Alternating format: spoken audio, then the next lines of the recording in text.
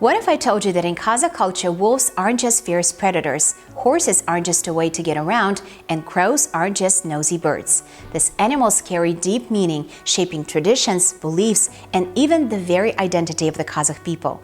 Today, we're diving into the fascinating world where animals are more than just creatures. They're symbols of survival, wisdom, and power. Let's get into it.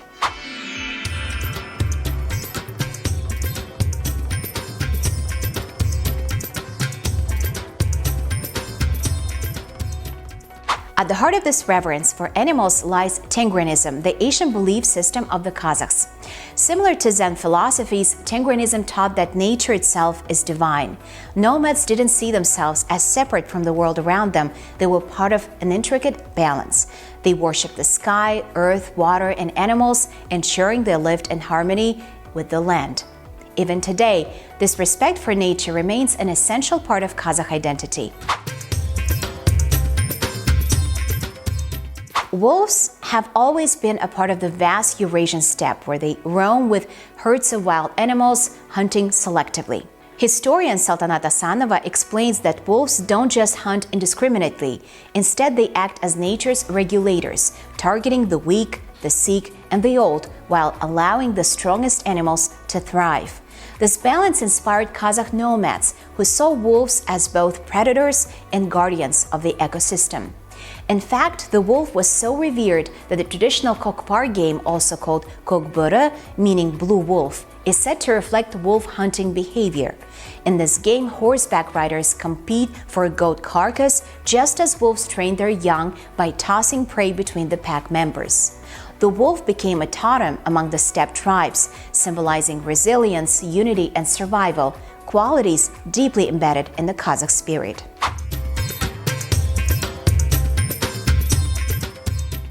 Now let's talk about horses, because in Kazakh culture, a person without a horse is like a bird without wings. Unlike settled societies that relied on cattle, nomadic Kazakhs depended on horses, camels, and sheep, animals that could survive harsh conditions and travel long distances. Horses in particular were more than just transportation. They were companions, warriors, and symbols of status. The Kazakh language itself reflects this deep bond, with over 10 different words describing various stages of horses' life, from жылқы, a general term for horse, to айғыр, stallion, and bие, mare. These words show just how significant horses were in everyday life. In Kazakh folklore, horses often choose their riders, forging an unbreakable bond. And if you've ever read Kazakh epics like Қобыланды батыр or Ертөстік, you'll notice something interesting. These heroes, horses, aren't just animals. They're loyal, almost mystical beings that help their riders in battle and guide them through danger. It's as if the horse chooses its rider, not the other way around. Nomads also believed in spiritual protectors for their animals, жылқышата for horses, ойсылқара for camels, and шопан-ата for sheep. These guardians were invoked for protection and prosperity, ensuring that the steppe remained full of life. Now let's talk about a bird that many cultures fear but Kazakhs revere, the crow. In the West, crows are often seen as omens of bad luck, but for Kazakhs, these birds were messengers between the earthly and spiritual worlds. Historian Sultanat Asanova explains that seeing a crow isn't bad luck. It's actually a sign that the sky is watching over you. People respect crows, never harming them because they believe these birds bring messages from the heavens. So next time you see a crow, don't shoo it away. It might just have something important to tell you. Swans hold a sacred place in Kazakh culture, symbolizing purity, grace, and loyalty. In many traditions, harming a swan was considered a serious offense, believed to bring misfortune. Kazakhs believed that swans were divine creatures that embodied the spirits of ancestors or messengers of the celestial world. There is an old Kazakh proverb, «Аққу құс өлсе де көкке қарап өледі», which translates to even when a swan dies, it looks up to the sky. This poetic saying reflects the belief that swans remain connected to the heavens, emphasizing their sacred nature. Swans also appear in Kazakh folklore and music. In some legends, they are depicted as young women transformed into birds by magic, a theme similar to the swan maidens myths found in other cultures. One well-known folktale tells of a beautiful girl turned into a swan, only able to return to her human form at night. When a hunter falls in love with her, he must choose whether to keep her in human form or let her return to her natural state. These stories highlight the deep connection between humans and nature in Kazakh culture.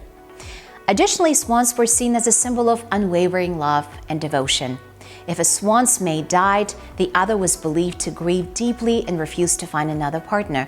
This concept was so ingrained in Kazakh beliefs that people would often compare loyal couples to swans, saying they had swan-like love, aquday mahabat.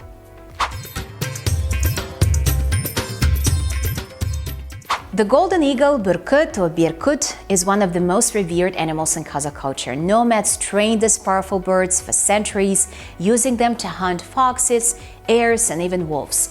The skill of eagle hunting, known as berkutçı, was not just a practical tool for survival, but a respected tradition passed down through generations. Training a berkut was not easy. Hunters of berkutçı would take an eaglet from its nest at a young age and spent years training it through a bond of trust. These birds were raised within the family, fed and cared for as companions rather than mere hunting tools. A well-trained golden eagle could serve its master for up to 20 years, after which it would be released back into the wild, a gesture of respect for the bird's service. Eagle hunting wasn't just about survival, it was also a symbol of status and strength. The best berkutçı were held in high esteem, and their skill was showcased in festivals and competitions.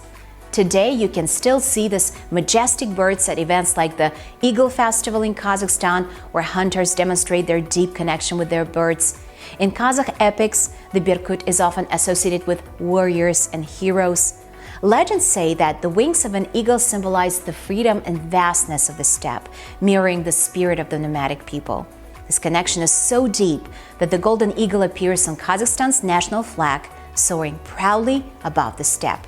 Even in modern times, the presence of the golden eagle continues to represent power, endurance, and the spirit of the Kazakh people, keeping the centuries-old bond between humans and nature alive. This deep connection with animals is also reflected in art. The Scythian-Saka animal style, famous for its depictions of mythical creatures and wild animals, is still visible in Kazakh ornamentation today. Jewelry, saddles, and clothing feature patterns like tuitaban, camel tracks, qoshqarmiyuz, ram's horns, and qosmuron, bird break designs, preserving the symbolism of ancient times. If you would like to learn more about Kazakh ornaments, please check out our video. We have it on our channel. Wolves, horses, crows, and eagles weren't just animals to the Kazakhs. They were teachers, protectors, and symbols of survival. Their spirits still run through the steppe, woven into the culture and traditions of Kazakhstan. If you enjoyed this deep dive into Kazakh history and traditions, don't forget to like, share, and subscribe for more amazing content. See you in the next video.